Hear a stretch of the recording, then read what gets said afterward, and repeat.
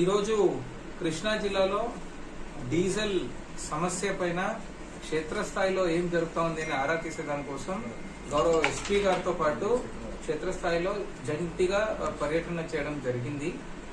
మనం ఆల్రెడీ జిల్లాలో ఒక వార్ రూమ్ కూడా ఎస్టాబ్లిష్ చేస్తాము.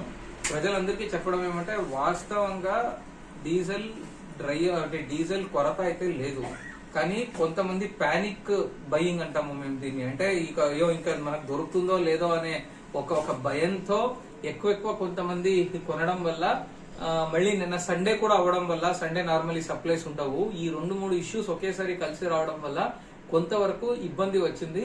ఆల్రెడీ ఆయిల్ మార్కెటింగ్ కంపెనీస్ అందరితోనూ మాట్లాడాము. యాక్చువల్లీ సప్లైస్ అన్ని స్టార్ట్ అయినాయి. యాక్చువల్లీ ఎక్కడా గ్యాప్ లేనట్టు ప్రజలకి డీజిల్ ఫ్యూయల్ అందించే బాధ్యత ప్రభుత్వానిది యాక్చువల్లీ. సో ఎవరు కూడా దయచేసి ప్యానిక్ బయింగ్ చేయొద్దు, ఎటువంటి కొరత లేదు. మళ్ళీ ఇదే విషయం, ఇంకొక విషయం ఏమంటే కొంతమంది ప్యానిక్ బయింగ్ లో ఎక్కువ ఏమైనా స్టాక్ చేసుకుని హోర్డింగ్ చేసుకునేది అలాంటిది ఏమైనా చేయాలి అని పాల్పడితే మాత్రం చట్టరీత్యంగా చర్యలు తీసుకోవడం జరుగుతుంది. Thank you.